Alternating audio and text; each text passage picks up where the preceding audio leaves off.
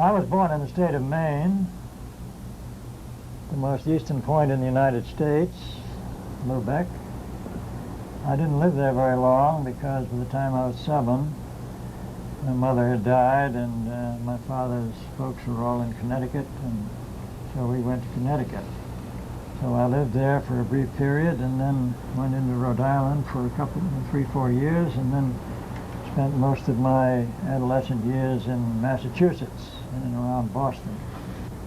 The Depression came on in 1929, and I had just finished high school in 30 and had a couple of years in college and had to drop out and worked in a factory for 5 years nights at a textile factory. Finally went back and finished my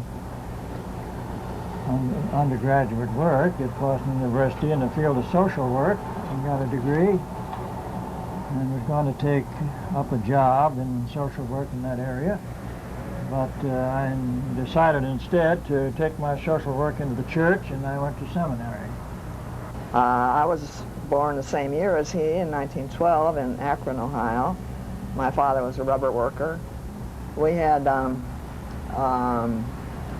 rather poor circumstances. Part of that time, the rubber shops would lay off and so on, but we never suffered from that, really. My parents were very good managers. I was a good student in high school, but there wasn't any possibility in our family or even talk about going to college. My parents had done pretty well to get through grammar school, I take it. So I started to work right out of high school, and I've been working ever since. I still am. One thing I think I got from my parents was a big dose of integrity, and I really took all these things seriously. I've always been pretty serious-minded in that sense. And but I think it's easy to say people are hypocritical or shallow and all this and that, but really I think most of us can only carry so much, you know. We just have to shut a lot of things out, you know. I had to shut out the terrible slaughter in Cambodia, for example, to a certain extent, or the chronic starvation in Africa or wherever, and just in order to function. So I think we all do that. Maybe it's just our capacity to get beyond our personal needs and limitations to do something about the larger social issues. Of course, you have to think you can do something about them. If you have a religion that says it's hopeless, or an ideology that says, you know, Big Brother, government, or somebody will do it, then you don't worry about it. We enjoyed what we did. I think that it was like a picnic. When we went to Washington, it was a celebration. I mean, our kids know Washington like the back of their hand. When we went to protest the Vietnam War. Yes, during the Vietnam War, for instance, and of course on several occasions otherwise. But it's and we did include them in our activities. We sang when we were in the car, traveling, and I think that if you're burdened down by the pain and by the anguish of the situation, that you're much less able to really do things that count for the better, because it's a block.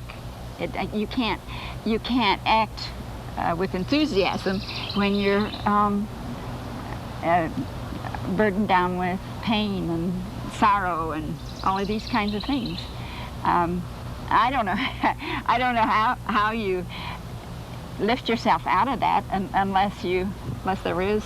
You can say to yourself, you know, well, this is not the way to handle it. I have to brighten up, lighten up, land on your feet. The guerrilla movement of Jesus' day were the Zealots. And this was an underground movement to overthrow the oppressive forces and among those within the Jewish temple, that where the poor were oppressed on the part of some leadership in the temple. and the oppressive forces of Rome. And nobody they would have liked better than to have Jesus, who was popular with the people, to become their leader. But instead, he went to the cross and practiced nonviolence. Church history shows that for 2 or 3 centuries up until well into the 300s, 3rd century after Christ, that the church was a pacifist church.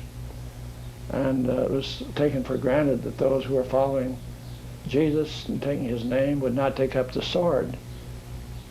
And the thing that I've felt over the years is that we should have a cause worth dying for.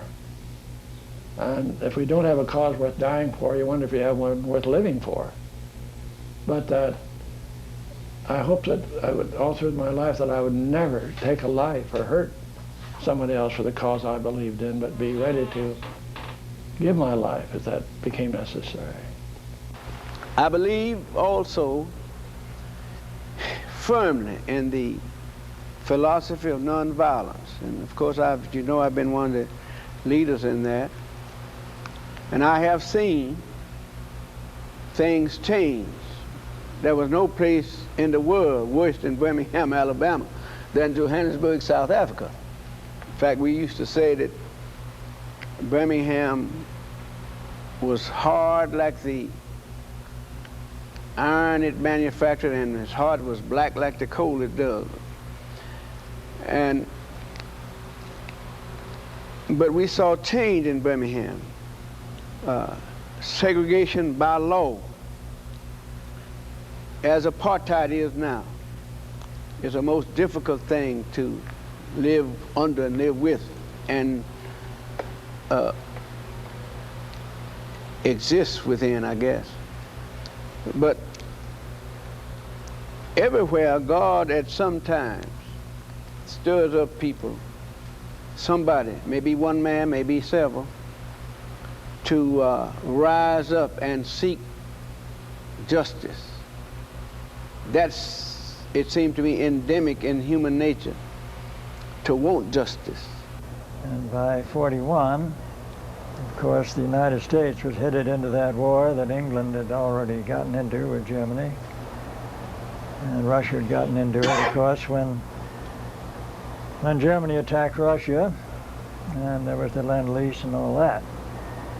And I was taking, at that time, realized that I was a person opposed to war and would not participate, and that I was therefore a pacifist, or could be classified as such, although the term was a new one to me at that time.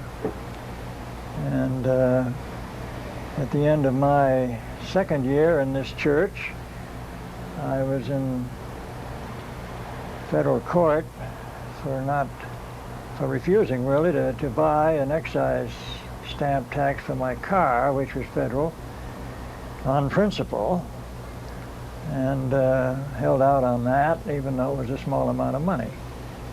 And as I said, the money was small, but the principle was great.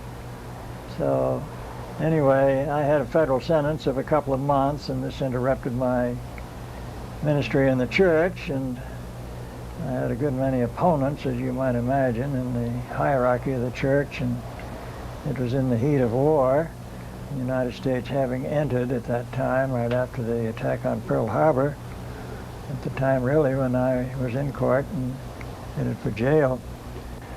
So I renounced my ministerial role because of the position that the church had taken during the war, which compromised me in support of the war, praying for victory and all that.